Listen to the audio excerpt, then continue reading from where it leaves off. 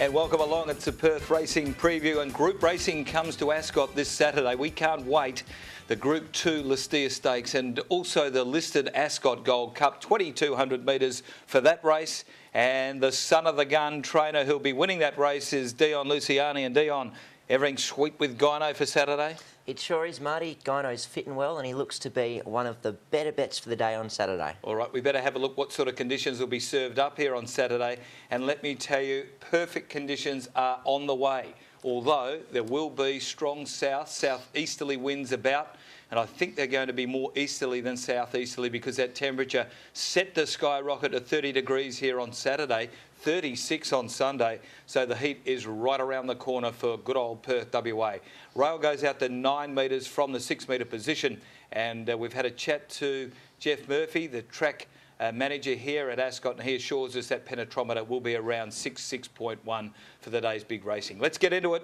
The first event on the day is the Nicholas Martinovich Plate. The babies have a go at $45,000 cash over the 1,100 metres. Now we'll take a look at the past runs of Hagen and Biscay Lass, also the last race performance of Rich and Wild, and again go to the trials to have a look at Lipstick Jungle and Key Miss. And some of the other runners in the race include Star Johnson, well back in a couple of trials there for Bobby O'Brien. Western Tide was down the track behind Lipstick Jungle and down to Dane Smile. Now, we're not having a look at this win, but gee, it was impressive. Kelly Grantham trained this one at Lark Hill. First of the replays we need to take a look at, though, was Hagen. This was at the Belmont Park Barrier Trials, and Hagen and Biscay Lass come out of this heat.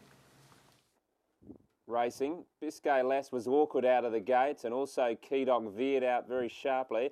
Coalface Girl was certainly one of the best away in the all-yellow colours and leads on settling down with Hagen going up quickly on the outside. Biscay Lass is gathering speed with Cedex, one off the inside, and against the rail was Mary Unfaithful, and they've shot right away from Negra Santo. Coming down with 200 metres to go, Coalface Girl is under a good hold, is just in front. Cedex the inside, Biscay Lass the centre, and Hagen on the outside might smother the lot of them. Hagen on the outside and Cedex with Biscay Lass. Hagen beats Cedex, Biscay Lass and Coalface Girl, and they break away from Mariam. Good effort by both youngsters there. Hagen won the trial, done everything right, continued to hit the line, pushed out. I thought Biscay Lass was the better one from the heat. William Pike didn't knock the filly around, and the 2-year-old was going well on the line.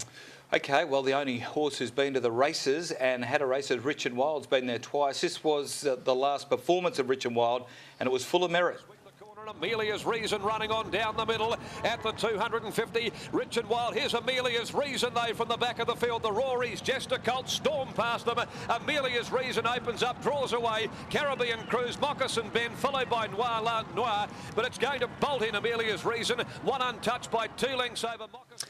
Well, obviously the winner really donkey-licked rivals there, but there's no Amelia's Reason this week. Race experience, I think, will play a big part here, being the only racehorse. And he was almost in a photo for second, although he runs 6th. Not beaten far. And a senior rider going back on this week, I think it'll make a lot of difference, Marty. OK, thanks, Dion. We go back to the Belmont Trials again. This time it's Lipstick Jungle and Key Miss. Lipstick Jungle leading. Key Miss had sat on the outside of the leader throughout.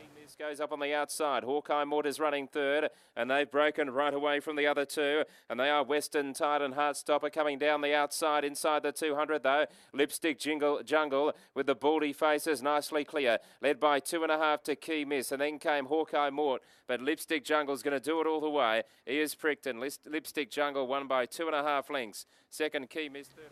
Good win at the trials by Lipstick Jungle. This filly's had 3 trials now, so she's fit. And the horse she beat, Key Miss, her trial wasn't bad, but Lipstick Jungle more or less had her measure. OK, Dion, time for selections in race number 1.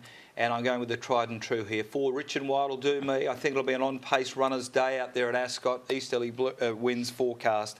And we saw it leading last start. Race experience will count for plenty to beat. 8, Dane Smile. Really like this horse's trial at Lark Hill. And 10, Lipstick Jungle. To me, Dan, looks like the sort of horse who will improve over a bit more ground. Totally agree, Marty. And on-top selection for me, number 4, Rich and Wild. Drawn a gate this week, and senior rider Clint Harvey back on, a big plus. To beat number 7, Biscay Lass, I didn't mind her effort at the trials from the Michael Grant yard. And at number 10, I concur with you, Lipstick Jungle to run 3rd.